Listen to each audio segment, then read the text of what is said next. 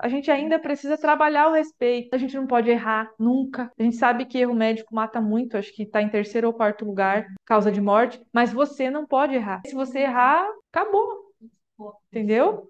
Então a gente tem que ser muito cuidadoso, estudar muito, sabe? Por isso que a gente está aqui. Vocês estão aqui porque vocês entenderam isso, estão carregando a profissão, né? A gente precisa ainda subir degraus na clínica. Acho que todos. Talvez o segundo mais respeitado como clínico ainda é o nutricionista. Todos os demais, né? Enfermeiros, fisioterapeutas. O fisioterapeuta ele é muito visto como o cara que vai mexer nele, não como o cara que vai avaliar e pensar no todo. Então também precisa construir essa identidade. O enfermeiro, biomédico, farmacêutico, né? Então a gente tá carregando isso, mas vale a pena, sabe? Quando eu recebo as pancadas, eu penso na nossa pacientinha, vai por ela, né? Se ela fosse tua mãe, vai, porque ela achou ajuda aqui. Então, respira, fala com o psicólogo